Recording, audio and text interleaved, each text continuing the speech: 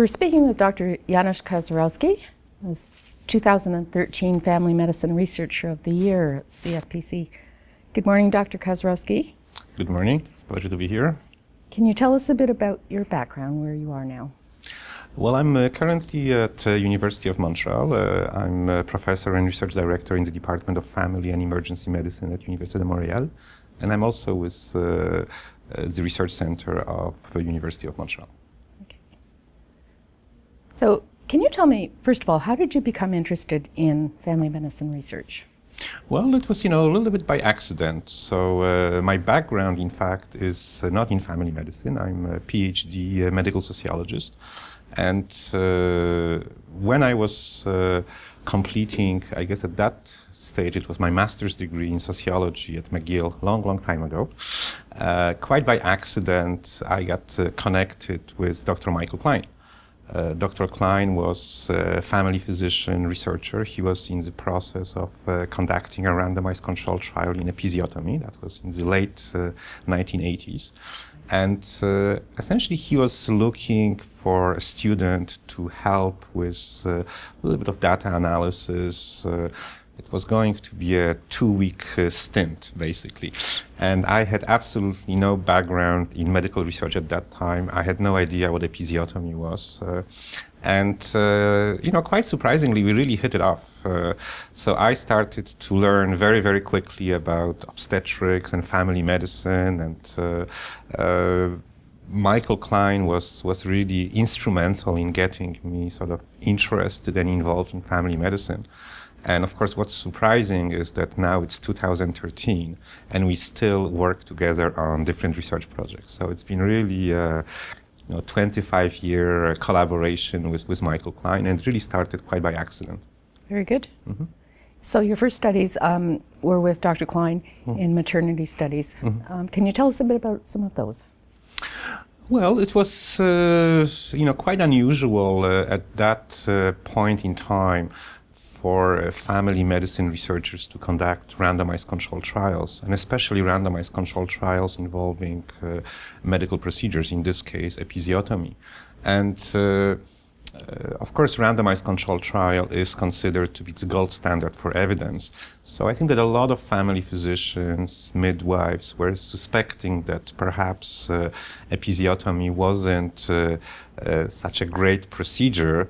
Yet, at the time that the study was done, probably around 80% of women who had their babies for the first time had episiotomies. And of course, one way of answering this question as to is there any value to that procedure was to conduct a rigorous study. And this is what Michael Klein embarked upon. And I think that in retrospect, this study really has changed obstetrical practice in Canada. If I'm not mistaken, today the episiotomy rate is probably in the 15 to 20% range. And big part of it is really because our study has demonstrated that, in fact, it was episiotomy that was responsible for tearing and not preventing it as it was originally believed. So I think that that's very rewarding to see that your research actually impacts on care that's given to patients. Great stuff. Now, I'd like to talk also about the CHAP study. Can you tell us, that's been one of your big studies recent?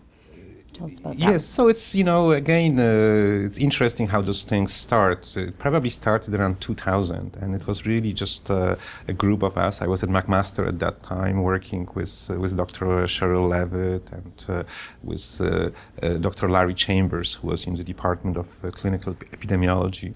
And we really sort of started to meet on the weekly basis, trying to figure out, is there a possibility of having an intervention that involves public health, family physicians, perhaps other players, that could actually address in a scalable, effective way prevention and management of cardiovascular disease. And we really proceed in a very stepwise fashion by conducting several pilot projects, demonstration projects, and basically building the evidence, but also preparing ourselves for implementing a much more decisive study showing to what extent that type of population, primary care, community-based strategy can be useful in terms of preventing and managing cardiovascular risk factors better. Okay, so CHAP stands for?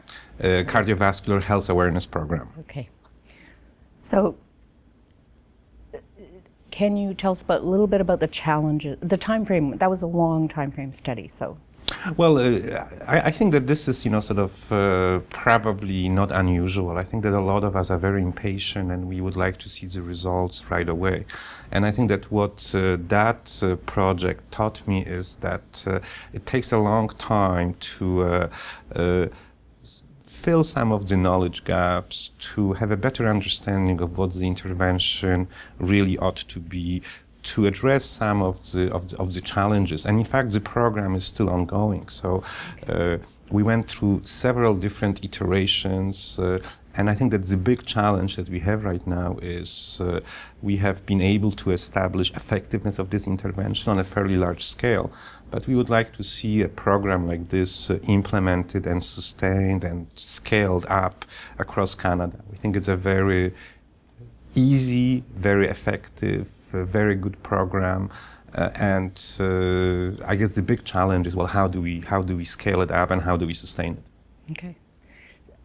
I read a bit about how you implemented it by contacting organizations in the community. You involved pharmacists, you involved media. Mm-hmm. Tell us bit of the details. Well, so the idea was really to have a community intervention, and I think that this sort of goes back to this notion that a lot of times focusing on the population and even making small changes in terms of the risk profile of the population level is going to have a huge impact on the overall health of the population. So we wanted to have an intervention that would be populational based, sort of at the population level. And we felt that family physicians were a critical aspect of that intervention. Mm-hmm. We also felt that community pharmacies were really largely underutilized resource that could be really utilized to a much greater extent in terms of prevention and management of blood pressure. And we also wanted to work with the volunteers, because we felt, well, for two reasons. One, because it's a relatively inexpensive workforce, but we also felt that if we want to have a buy-in on the part of different communities, then getting members of the community directly involved in developing, implementing the intervention would really create that feeling of ownership. And what we did, the main study that we did was also a randomized control trial. It was what's called cluster community RCT. So we looked at communities in Ontario of between 10 and 60,000 people. And in fact, there are only 39 of them in the province of Ontario.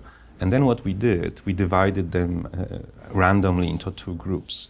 A group of 19 that was serving as our controls, and a group of 20 where we were going to implement the intervention. And then once we identified our 20 intervention communities, we went to those communities actively seeking partners, actively trying to identify who are the community organizations that would work with us to help mobilize their communities around cardiovascular health. We also contacted all the family physicians in those communities. So there was some 350 family physicians practicing in those 20 communities. There were 150 pharmacies, community pharmacies, and we contacted all of them. And we ended up identifying 20 community agencies that were interested in working with us.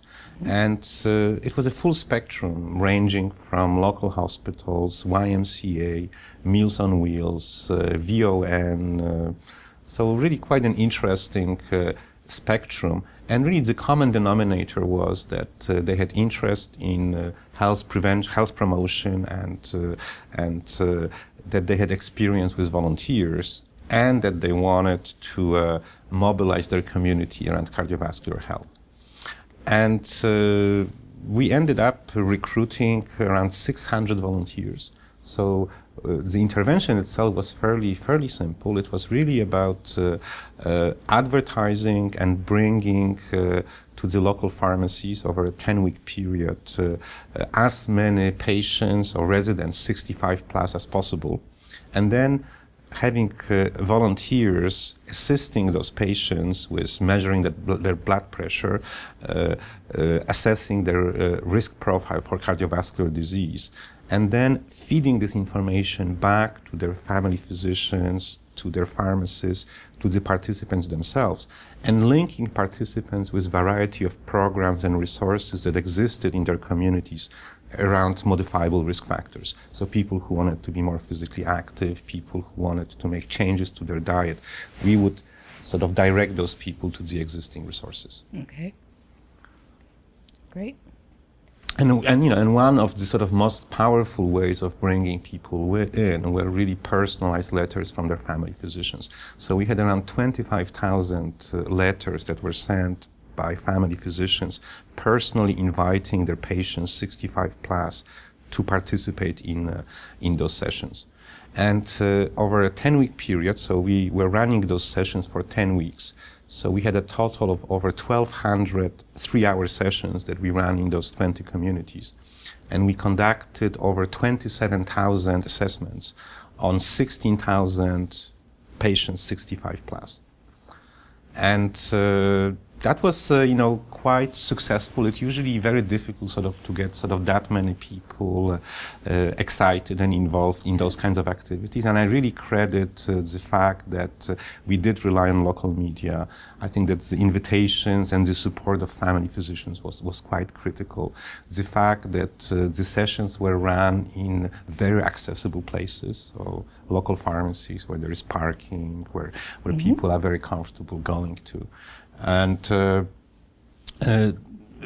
I guess another sort of unique aspect of the study was that what we were trying to measure as sort of the main outcome of the study was to what extent those sessions could reduce admissions to hospital for stroke, congestive heart failure, and heart attacks at the population level. So we looked at all 20 communities, and we looked at all patients 65 plus in those communities. We looked at the 19 control communities and also the full population. And we looked at what was the admission rates for those cardiovascular events before the program and after the program. And we were able to show that the program was responsible for a 9% reduction in admissions to hospital at the population level for cardiovascular disease. That's quite a number. It is. I think it is quite impressive. I guess for a number of reasons. One is that there is a lot of interest in doing population interventions, but historically, a lot of those interventions were not very rigorous in terms of methodology. Okay. So a lot of those studies were before and after studies, so no proper control. A lot of times, the outcome measures were soft. So self-reported changes in the modifiable risk factors or measures which were really not necessarily very objective and not very strong. So because we use administrative databases and because we use admissions to hospital as the main endpoint, and because it was a randomized trial, and of course what randomization does is that communities in both arms of the studies were comparable. We were controlling the intervention, so if we saw a difference in terms of admissions to hospital after 1 year, we could actually attribute that difference to the intervention. And I think that that's, sort of critical piece of establishing evidence and establishing a cause and effect relationship. Good stuff. Mm-hmm. So what are your plans for moving this forward and implementing it in water? So there's actually a number of different things that we have done and that we continue on doing. So the next step, we wanted to see if the intervention was cost effective. So in fact, we conducted a fairly comprehensive cost effectiveness analysis because, again, it does cost money to implement a program like this at the community level. Is it cost effective? Are we actually reducing cost of healthcare utilization, admissions to hospital, and so forth? And I think that the results of our economic analysis were quite favorable, suggesting that, in fact, yes, that type of intervention is in fact cost effective. The study that we have a couple of studies that we are currently working on. So one of them is again using the original study. Now we are looking at a 5-year follow-up. So we want to see what happened to those communities and patients or residents of those communities 5 years later. And because the study relied on administrative databases, it is possible for us to follow the full cohort of individuals, basically everyone who was a resident 65 plus 5 years ago. And in addition to looking at cardiovascular outcomes, we're also going to look at cardiovascular mortality, and we're going to look at utilization of health services, prescription for antihypertensive medication, and so forth. So this is going to be sort of another block of evidence that hopefully will be adding to sort of establish this as a viable program that policymakers and perhaps ministries of health might be interested in implementing. And earlier this year, we were successful in terms of securing funding for one of the community-based primary healthcare teams that was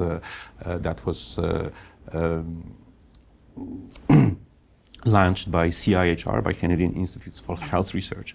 So we actually have $2.5 million over the next 5 years. And the main focus of what we want to do is to really assess scalability and sustainability of this program. And we identified a couple of knowledge gaps that we need to fill. So as I mentioned before, this original study was done in communities of between 10 to 60,000. Of course, a lot of Canadians live in large urban areas. Right. So one of the challenges is, can we implement successfully a program like this in Greater Toronto area, in Montreal, in Vancouver? And of course, once you try to tackle some of those populations, of course, you have to deal with the sort of multi-ethnic aspect of most urban centers in Canada. So can we adapt this program to specific ethnocultural groups? So we are focusing explicitly on South Asian population in the province of Ontario. So we're looking at sort of northern York region. The reason for that is because that group tends to be at a higher risk for cardiovascular disease than Caucasian population. And it's also mainly people who are fairly recent arrivals.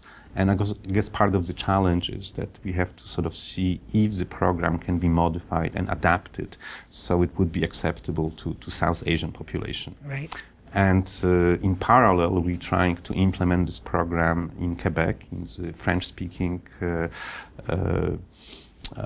province. It's also sort of urban, suburban part of Greater Montreal. So Laval, which is a population of around 450,000 people, and we'll try to see if we can implement this program across the island of Laval and sustain it over time, and to see if that is going to improve cardiovascular health of the population. Do you anticipate any challenges? In a smaller community, there's probably more cohesiveness and people know each other, and one person talks to the next and encourages it. In a larger population, do you anticipate any problems? Yeah, well, I think that there's a number of challenges. So I think that one of the challenges is that we still have quite a few people who don't have regular family physicians, and this is particularly acute in Montreal and in the province of Quebec. So we are actually working more with Groupe de médecins de famille, which is sort of family health teams, because within those groups, patients are sort of officially not registered. Well, they are registered. They are not capitated, but they are registered. And by doing so, we'll be able to sort of to address the issue of patients who don't have access to regular family physicians.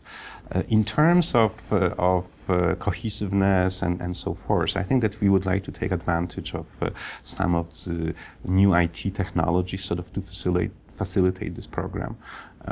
We would like to see integration of our data directly into electronic medical records. Clearly, we do anticipate a number of challenges, but we have an excellent team. We have a team that's based in Quebec. We have a team that's based in Ontario. It's, this is not the work of one person. So I'm, very humbled to be interviewed and being named the Family Medicine Researcher of the Year. But there is really a very large group of individuals who was involved in working on this program, and they continue to work on this program. And people with very diverse expertise. So we work with health economists, with biostatisticians, with social scientists, public health nurses, family physicians, cardiologists, nephrologists, I guess now IT experts, work with an expert in volunteers in terms of how to get volunteers involved in healthcare issues. So it's a fairly large team, and I think that's really what it takes to sort of do research of that type. That you really have to sort of recognize that different disciplines and different people bring different expertise to the table, and you need it. You cannot sort of do it all by yourself. And that you have to really create sort of critical mass of evidence before you can convince decision makers, before you can convince ministries or charities that this is a worthwhile program. And of course, it's not all about evidence. So evidence is an important aspect of it, but I have also learned over the last few years that one has to be very opportunistic and pragmatic and talk to all kinds of different people. And it's not always about evidence. It's about priorities. It's about communication. It's about personal relations. So the goal is that we would like sort of to see a program like this implemented widely across Canada and beyond. And what we try to do is to identify and fill some of the knowledge gaps that would be required to make that happen. Good. Out of all of your body of work, has there been what one would call an aha moment? I mean, you just mentioned revelation about the different people working on a project. Well, there were a number. I mean, I think that what's fascinating about being a researcher in family medicine is that we can do projects on many different topics, and we can do projects utilizing very many different methodologies. We are not as restricted as some of our specialist colleagues. I've done a lot of projects on very many different topics with my colleagues in family medicine, and I think that's extremely challenging, but also extremely rewarding. So over time, I have become. I wouldn't say an expert, but quite knowledgeable about quite a few different diseases and conditions, and of course made a lot of friends along the way. So that's very nice. The aha moment, I think that that realizing that it's possible to do very good research. It's possible to do research that has an impact. I think that we are all doing things that we do because we would like to see some impact of our work, and seeing policy changes and seeing changes at population level in terms of their health, in terms of different procedures. I think that that's extremely rewarding, that I could have played a little part in terms of making that happen. Great. Tell me about the future of family medicine research. How do we build this discipline? Well, I think that probably the last couple of years were quite extraordinary for family medicine research. I think that there are a lot of opportunities, partially through Canadian Institutes for Health Research, partially through different provincial ministries, funding agencies, partially, of course, through the college and through departments of family medicine across Canada. I think there is a recognition that we need to do things differently, and that one way which is going to inform us in terms of how we should do things differently is going to be through research and evaluation. I think that there is a lot of work to be done in terms of a translational aspect. So this is a little bit of a buzzword, sort of the knowledge transfer, and how do we close the gap between what we know and what we do. Right. And I think that there is still a long way to go in terms of narrowing that gap. But at the same time, I think that we should be also really start addressing questions which are of relevance to family medicine. And I think that frequently part of the knowledge gap is that the knowledge is not necessarily entirely relevant to family medicine because it was not generated in the family medicine settings. It was not generated by family physicians. So I think that the onus is really on family medicine researchers to start asking relevant clinical questions, doing rigorous research, and really utilizing that as a way of informing what needs to be changed, how it needs to be changed. And as I said, I think that the next 4 or 5 years are really quite critical because there is a very significant investment provincially and federally into family medicine and primary care research. And I think that we're going to be judged 5 years from now as to whether we have delivered. So I think that that's a big challenge. I think we can, but I think that we really have to get quite organized and focused because I'm a little bit worried that if we don't take this opportunity, the next opportunity is going to be 20, 30 years from now. So we should really take advantage of this momentum because it's not going to be here forever. What advice would you give to a young person coming up through school now who might be considering a career in family medicine research? Oh, I think that, again, the timing couldn't be better. So I think that, 10, 15 years ago, my advice would be don't do it. And the reason for that is because we're really beginning to have sort of all the building blocks in terms of creating meaningful career trajectories for people who want to do family medicine research, starting from clinician scholar programs that exist in all departments of family medicine, through provincial and federal funding to support young researchers, and sort of increasingly having opportunities to access funding, both in terms of career development, but also in terms of asking questions which are of relevance to family medicine. So I think that my advice would be that people should very seriously look at pursuing a career in family medicine. I think that it's very important that they should be acquiring some additional skills in terms of research methodologies. So would very strongly encourage people to do master's or PhD level training in epidemiology, biostatistics, and really have sort of the capacity and the skills to undertake high quality, rigorous studies. Great. Is there anything that I haven't asked that you would like to speak to? Well, I think that it's been a wonderful journey. It's really working with a lot of wonderful people. I had sort of the privilege of working at 4 different departments of family medicine in Canada. So I have colleagues everywhere, and they are wonderful.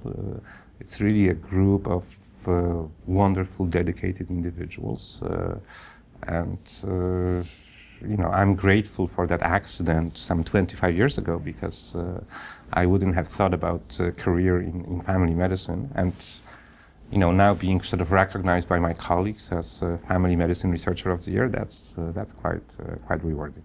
Very good. Mm-hmm. Thank you, Dr. Kaczorowski, for speaking with us. Thank you.